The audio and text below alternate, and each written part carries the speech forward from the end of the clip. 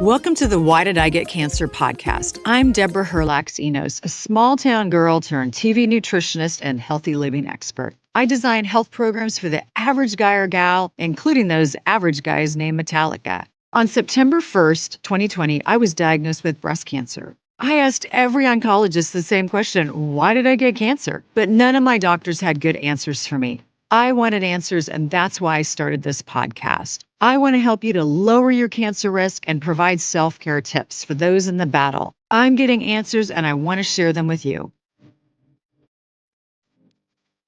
Hey everyone, welcome to Why Did I Get Cancer?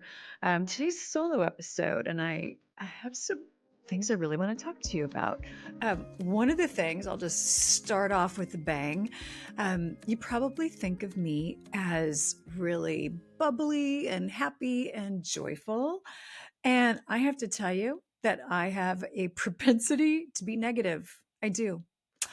And I went back and listened to my podcast that I recorded with Chris Carr, and she was saying that we are wired to be negative. And then situations will present themselves where we can just go so deep into the negative. But it's an opportunity to rewire our brain and look at things in a different way. Here's the example we talked about. I was saying I had just been at the airport. It was spring break and it's 10 o'clock at night and tons of delays. People are yelling at each other. There's kids everywhere who are trying to go to Disneyland and just be happy. And I was getting super triggered because I don't do well in situations like that. I just want to go up and like start kind of telling my opinion to people who didn't ask for my opinion. And she said that she gets triggered by that also, but it's an opportunity to protect your peace. And it's an opportunity and an invitation to be different. So I like that. It's an invitation to be different because when we get triggered, it's a fast reaction, right? Like it's a trigger, it's a reaction, and maybe not a measured response. So when I see people yelling and being mean to people who are just trying to get them on another flight, I want to go up, like I said, and give them my opinion about how I think they could have handled that better. So if that's an invitation for me to be different, how can I be different? Can I push the pause button? Maybe get out of my seat, go for a little bit of a walk, listen to some praise and worship. Maybe even just press the pause button and ask God, what do you want me to know? And what do you want me to do about this situation? He maybe doesn't want me to do anything, but maybe what I need to know is this person is really upset because of this reason. They're going to be late for a wedding, blah, blah, blah, blah, blah. And maybe it's going to give me more grace in that situation. So Chris really gave me a lot to think about when I thought about rewiring my brain. Am I really wired to be negative? And I have to tell you, I hear myself complain a lot. I'm not proud of these things that I'm confessing to you today, but I hear myself complain a lot. And sometimes that's the conversation I have after work with my husband. I'm complaining, he's complaining, we're talking about the state of the world and this and that and the other thing. And then we both end up spiraling. It changes the mood in our house. And being negative, let's face it, it's super easy. It doesn't take any effort, doesn't take a lot of energy, actually steals energy. But it doesn't take a lot of energy to be negative because we can always talk about negative things, see negative things in other people. So it's an opportunity and an invitation to be different. And I have taken that opportunity and the invitation to be different. And for the last couple of weeks, I have really listened to myself and I thought, I don't want to be this person anymore that sees the bad and has conversations about the bad. The bad's there, it's always going to be there. So, can I see the good in people? Can I see the good in situations? And even in my own health, instead of thinking thoughts when my husband says, "Hey, how are you feeling today?" I just had surgery a couple of weeks ago. And instead of giving him a laundry list of like, "Well, I didn't sleep and this and that and I've got pain," how about I just push the pause button and think of some positive things? Because your body is always listening. And if I get up every morning and say, oh my gosh, terrible night of sleep. I had a ton of hot flashes. I had a lot of pain. I got up at 2 o'clock in the morning and wandered around the house for an hour. All those things are true. So I don't want to lie about my life, but can I start with positive? And sometimes when I start with positive, the negative just fades away. I don't remember it as strongly. And it's just a really good thing to just put that aside. Yeah, sure. I totally believe in clearing your space, your emotional space, getting things out. But I'm going to start with positive and start to really see the positive in things and situations and so on. So I liked that invitation from Chris Carr to look at things in a more positive way. I do see in the last couple of weeks with my husband that our conversations are different. And here's what I mean by that.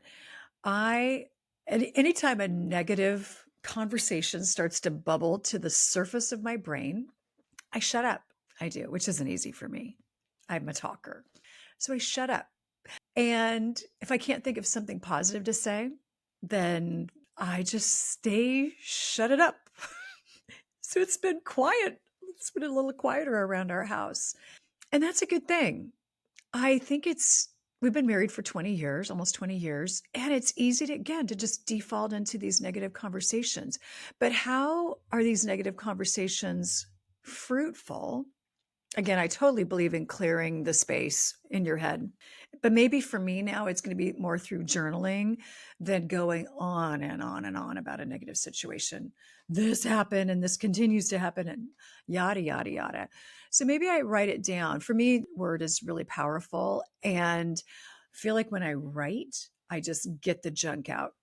And there actually has been some really good research on the power of the pen and paper, that by writing out all of your junk, you actually clear it out and it's less likely to come back and take up headspace. So I do love the idea of that. And I think it's just more powerful because, again, we're sitting down at the dinner table and then we both get into these negative rants. Maybe rant is too strong of a word, but we get into just this negative conversation and it changes the energy in the room. And again, I just don't want that in my life anymore.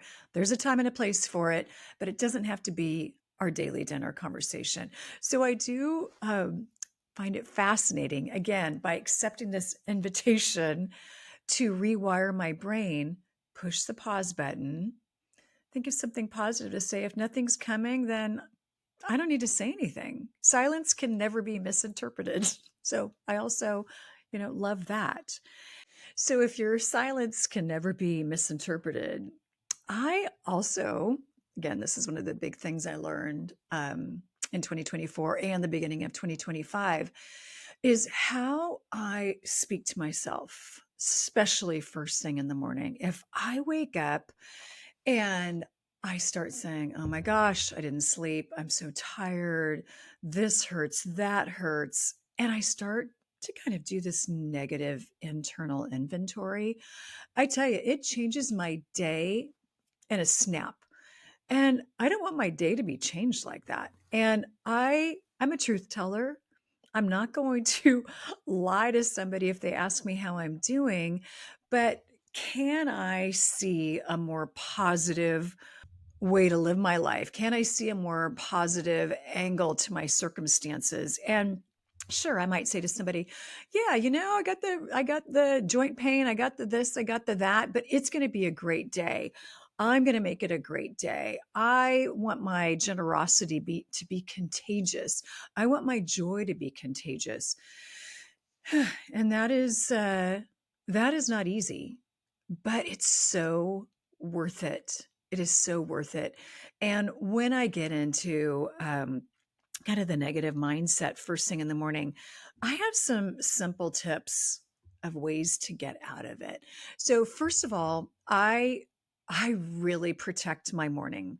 And what I mean by that is I try really hard to never plan anything before 8 a.m. I know that's a luxury for many of you. And I know it's a luxury for me as well.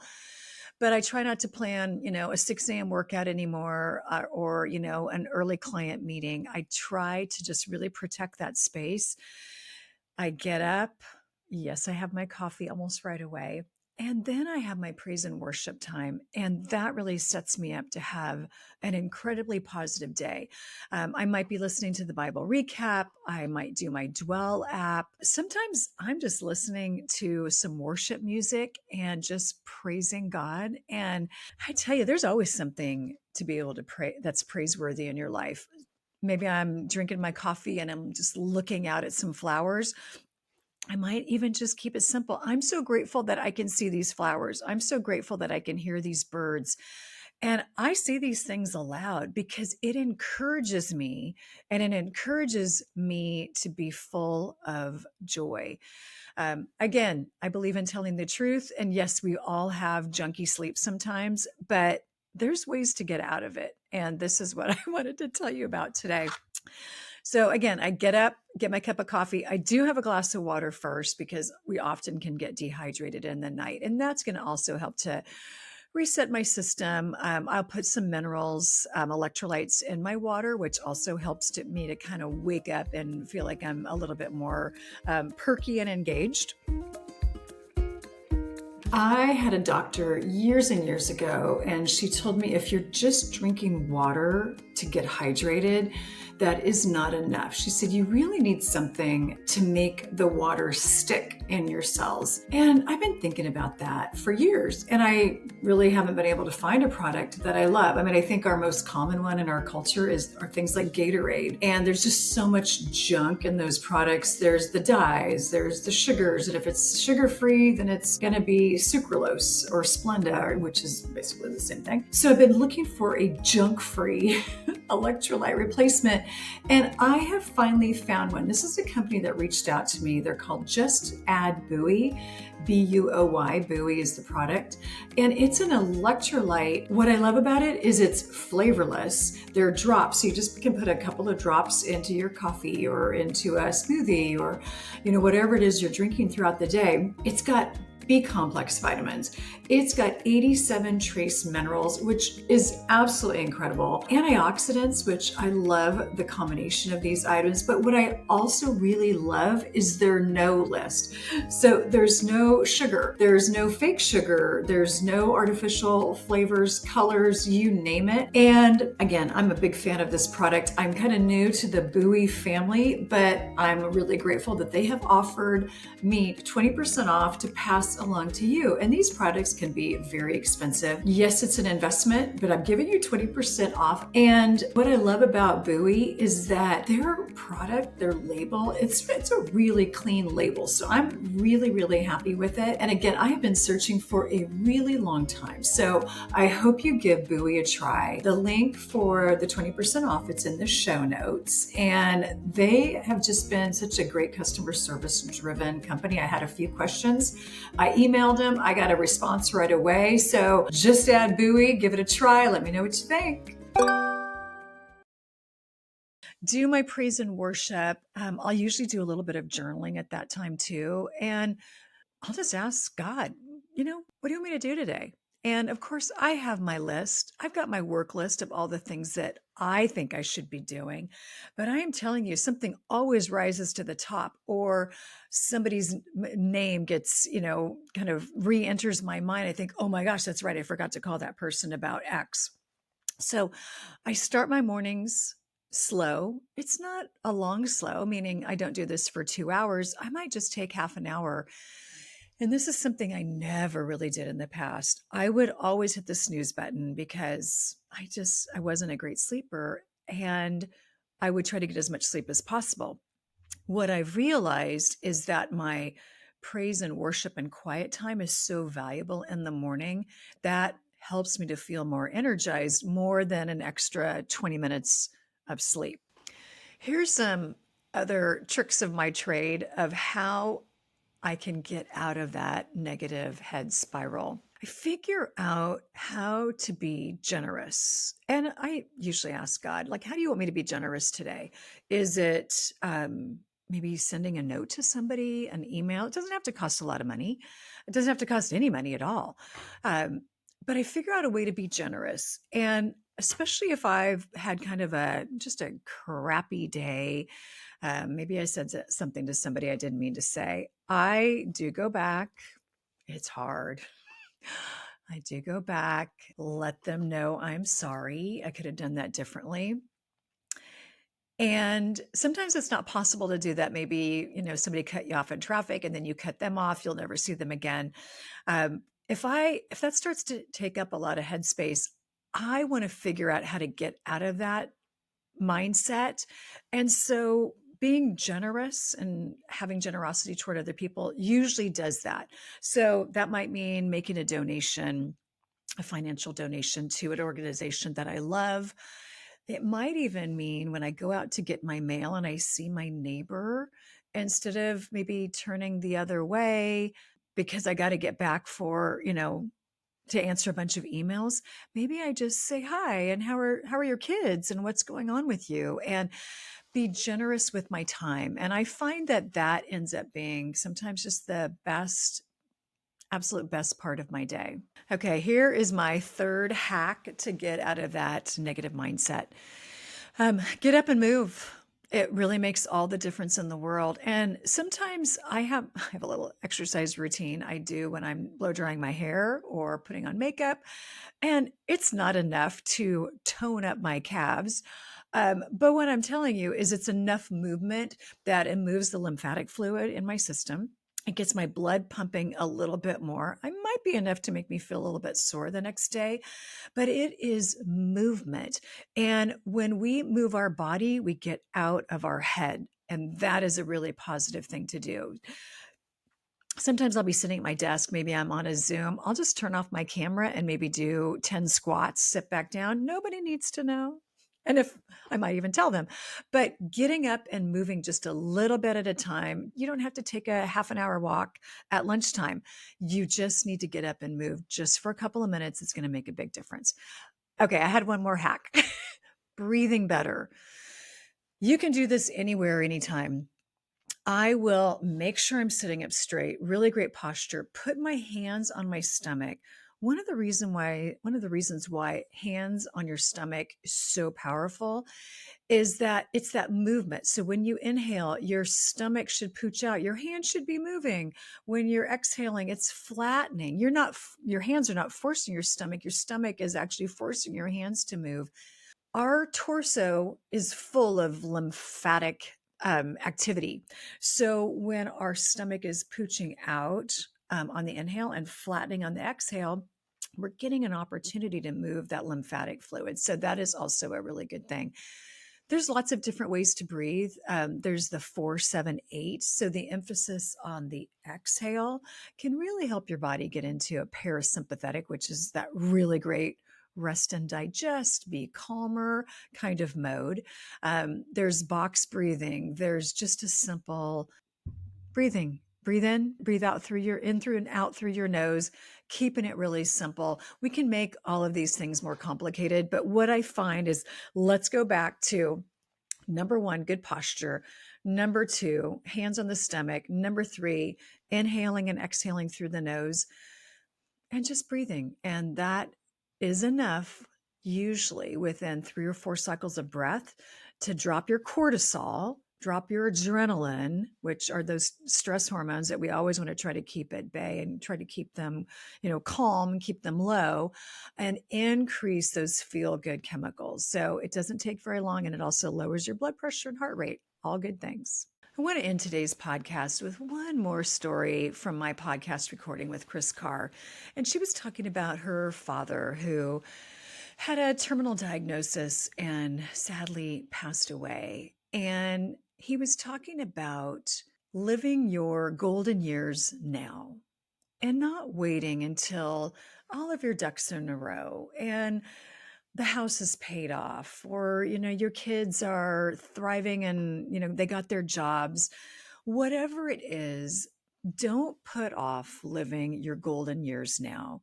And Chris was saying that was probably one of her father's biggest regrets, is that he was waiting. And that is one thing I'm really committed to not do. I don't want to wait anymore for those golden years. And when we think about golden years, that seems really big. So let's break it down even more. Chris was talking about golden moments. You can have golden moments at any given point in time during your day. And she was saying, maybe you're in line for coffee and you have a great conversation with the person next to you. There's your golden moment. Maybe the old you would have just been scrolling on your phone instead of looking around you for an opportunity to have a golden moment. So that just really hit me about how many golden moments I miss each day because I'm focused on my list. I'm focused on achieving, or maybe I'm just really focused on being busy. I will admit that for most of my life, my identity was really tied up in being busy. Oh, I can't meet you. I've got too many things going on. I've got so many meetings. I've got this, I've got that. I was truly addicted to being busy. I love pushing the pause button now. I'm still busy, but I'm not burdened by being busy. I'm blessed to be busy, but I'm now looking for golden moments during that day of being really busy where I can be generous to somebody else. Again, I can have that great conversation, even if it's just for a minute or two. So, if there's one takeaway I'd love for you to take away from this conversation today is look for those golden moments and really embrace them, and I know you'll be blessed by it. If there's a takeaway today, which of course I like takeaways, you know that about me. Takeaway for me, find those golden moments. Sometimes you have to really look for them, but I want an opportunity to bless people. And by blessing people, I get blessed. So every day I'm looking for at least a couple of golden moments, whereas the old me was just so busy. As my husband used to say, I'm horns down and horns up, head down, very type A, super focused. Doesn't mean that I'm not still that person, but I'm lifting my eyes up and seeing how I can connect with people and have those golden moments, having those golden years now. So take that chance, take that opportunity to talk to somebody new today, or just smile, be kind, be generous. I love you all. Thanks for being here. Did you know that I had a newsletter? I do, and I'm actually pretty proud of it. I've been writing a newsletter to my people for probably about 15 years, and I've always tried to make it something that you could read in 60 seconds or less and still get a lot of content out of it. So if you don't get my newsletter, why don't you get my newsletter? Honestly, it's something I really love doing every week. So how do you sign up? I'm sure that's the question that's at the top of your mind. Go to the show notes. There's going to be a link at the bottom where it says sign up for Deb's newsletter. Click that link. You're going to put in your email address, and then you'll get my newsletter every Thursday. I usually post things that I'm loving, things that I'm trying, maybe some links to some recipes and some products that I'm loving right now. So hope you enjoy it. Hey, y'all, can you do me a favor today and go and leave a review of this podcast? I know that the more great reviews, wink, wink, emphasis on great reviews that I get, along with more downloads and more subscribers, that pushes this podcast out to people who might normally not even find it. And the reason I started this podcast and my real heart for starting this podcast is that I needed this information. It wasn't available. And so I started a podcast so that I could be a blessing to others. So you're a blessing to me just by being here. And again, thank you for your support. Thank you for your positive reviews and all of the notes that you send me. And I also just wanted to say, hey, keep in mind, I'm not a doctor. And if you need medical advice, please reach out to your team. That is going to be just the best source for you because they know you. So again, I hope you enjoy this podcast.